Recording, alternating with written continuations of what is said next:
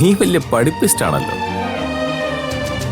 എന്നാലേ ഒരു കാര്യം കൂടെ ഞാൻ പറയാം, നീ കേട്ടോ. നിന്റെ ചേച്ചി എൻ്റെ ഫോൺ തല്ലി പൊട്ടിച്ചപ്പോഴേ അതിൽ കിടക്കുന്ന വീഡിയോസും ഫോട്ടോസും ഒക്കെ നശിച്ചു പോയിന്ന് നീ വിചാരിച്ചോ? എന്നാലേ എല്ലാത്തിൻ്റെയും കോപ്പി എൻ്റെ കയ്യിൽ തന്നെ ഭദ്രമായിട്ടുണ്ട്.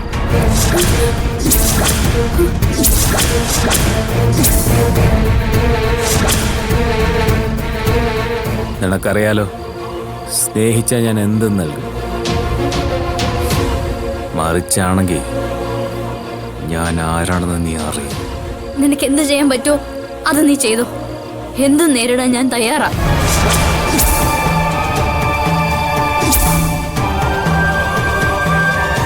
നീ ഇതുവരെ കണ്ടിട്ടുള്ള പെണ്ണല്ല ഈ ഭാനുന്ന് നീ മനസ്സിലാക്കിക്കോ.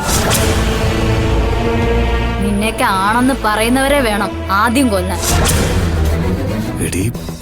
അതുകൊണ്ട് മര്യാദയ്ക്ക് പറയാ, നിന്റെ ഈ ഭീഷണി ഇവിടെ നിർത്തിക്കോ. ഇല്ലെങ്കിൽ ഞാൻ ആരാണെന്ന് നീ അറിയും. നീ എന്താ എന്നെ ഭീഷണിപ്പെടുത്തോ? അതെ, ഭീഷണി തന്നെയാ. ഇനി എന്നെ ശല്യം ചെയ്താ ആ നിമിഷം നീ വിവരം അറിയും. ഹലോ,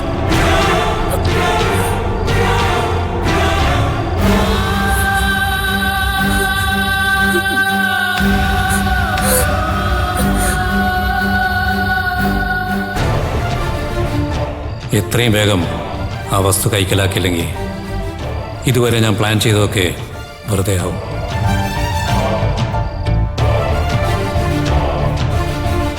അച്ഛാ. എന്താടാ, ബാനു വിളിച്ചോ? ആ, വിളിച്ചു. ആദ്യം എൻ്റെ ഫോണിൽ നിന്ന് വിളിച്ചപ്പോൾ അവൾ എടുത്തില്ലായിരുന്നു. പിന്നെ വേറെ നമ്പറിൽ നിന്ന് വിളിച്ചപ്പോൾ അവൾ എടുത്തു. എന്താ അവളുടെ നിലപാട്? അവൾക്കിപ്പോൾ എന്നോട് ദേഷ്യം. അച്ഛാ, എല്ലാത്തിൻ്റെയും കോപ്പി എൻ്റെ കയ്യിലുണ്ടെന്ന് പറഞ്ഞപ്പോഴേ അവൾ പറയാ എനിക്കിഷ്ടമുള്ളത് ചെയ്യാൻ. അവൾ അങ്ങനെ പറഞ്ഞോ? പറഞ്ഞച്ചാ, ഞാൻ ഇതുവരെ കണ്ടിട്ടുള്ള പോലത്തെ പെണ്ണല്ലെന്നാ അവളിപ്പോൾ എന്നോട് പറഞ്ഞ. അവൾ അത്രയ്ക്ക് തൻ്റെടിയാണല്ലേ? വെറും പാവമായിരുന്നു ചാ. ഇതേ ആരൊക്കെയോ ചേർന്ന് ധൈര്യം കൊടുക്കുന്നതാവും. വേറെ ആര്? ഭാവന തന്നെ ആയിരിക്കും. ഇനിയിപ്പോൾ എന്താച്ചാ ഞാൻ ചെയ്യണ്ടേ? പറ്റടാ, എന്തായാലും ഉടനെ ഒരു നടപടി ഉണ്ടാക്കിയേ പറ്റൂ. ഈ രാത്രി വേണ്ട, നാളെ ഞാനൊന്ന് ഭാവനയെ വിളിക്കുന്നുണ്ട്. എന്താണ് തീരുമാനമെന്നറിയണം. ഭാനു ഇങ്ങനെ മാറുന്നു ഞാനും പ്രതീക്ഷിച്ചില്ല ചാ. ഇപ്പോഴത്തെ പെൺകുട്ടികളൊക്കെ വളരെ ബോൾഡാടാ. അവർക്കറിയാം എങ്ങനെ നിൽക്കണമെന്ന്. എന്തായിടാ, അവര് നമ്മളെ പറ്റിക്കൂ?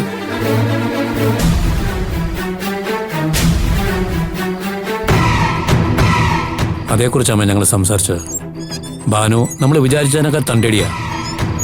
ഇവന്റെ ഒരടവും അവളുടെ അടുത്ത് നടക്കുന്നില്ല. ഞാൻ കൊടുത്ത സമ്മാനങ്ങളൊക്കെ എൻ്റെ മുമ്പിൽ കൊണ്ടുവന്ന് വലിച്ചെറിഞ്ഞിട്ട് പോയപ്പോഴേ ഞാൻ ഉറപ്പിച്ചയച്ച. അമ്മയ്ക്ക് എന്തു തോന്നുന്നു? നമ്മൾ സ്വപ്നം കണ്ടൊക്കെ വെറുതെ ആവുമോ?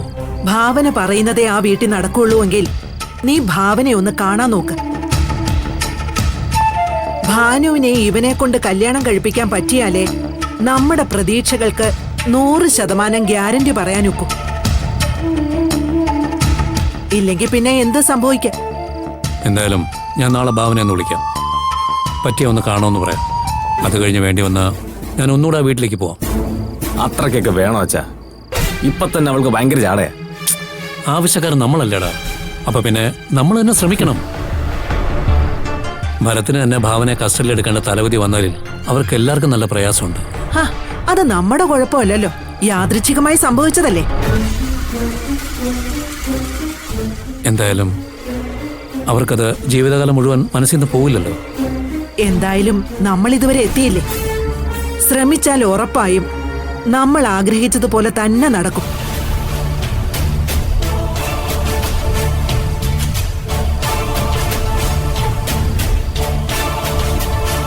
നീ വിഷമിക്കണ്ടടാ, എല്ലാം ശരിയോ.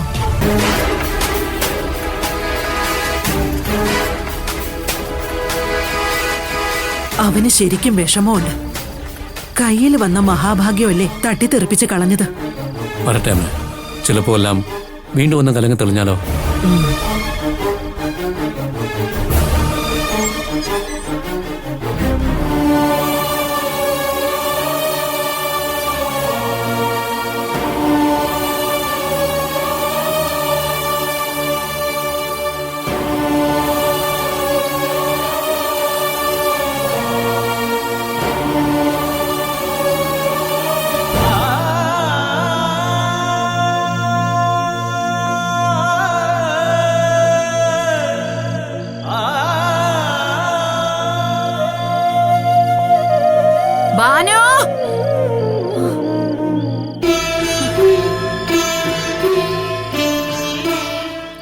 മക്കളെ, ഇതെന്തിനാ ഈ സമയത്ത് ഒറ്റയ്ക്ക് വന്ന് നിൽക്കുന്നേ? ഒന്നുമില്ല അമ്മ, വെറുതെ ഇങ്ങനെ നിന്നേ. അതെ, അങ്ങനെ ഇപ്പൊ ഒറ്റയ്ക്ക് വന്ന് നിൽക്കണ്ട, മനുഷ്യനെ പേടിപ്പിക്കാനായിട്ട്. അമ്മ പേടിക്കണ്ട, ഇനി എന്റെ ഭാഗത്തുനിന്ന് അങ്ങനെയൊന്നും ഉണ്ടാവില്ല.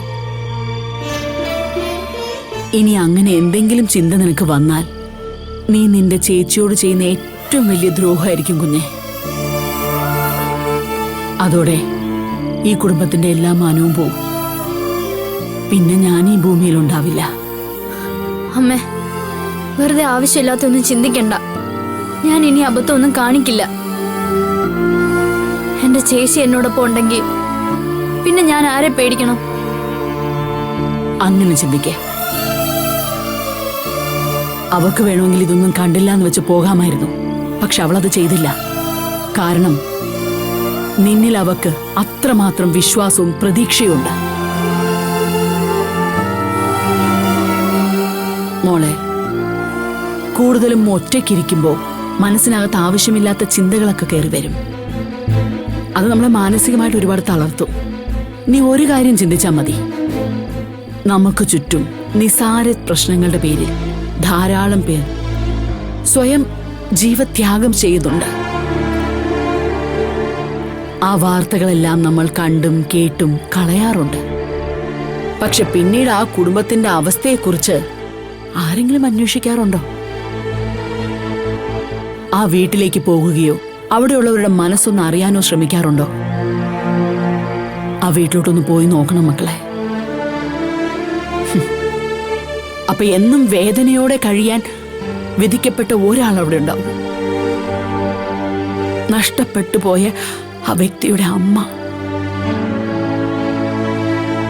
സ്വന്തം ചിതയിൽ എരിഞ്ഞടങ്ങുന്നത് വരെ നീറി നീറി മരിച്ചുകൊണ്ടിരിക്കുന്ന ഒരമ്മയെ അവിടെ കാണാൻ പറ്റും. കാരണം 10 മാസം സ്വന്തം ഉദരത്തിൽ ചുമന്നുകൊണ്ട് നടന്ന വേദന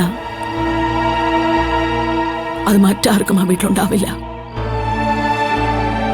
ആരെല്ലാം എത്രയെല്ലാം സന്തോഷങ്ങൾ പങ്കുവെച്ചാലും അവരുടെ ഉള്ളിലുള്ള വേദന വിട്ടുപോകത്തില്ല.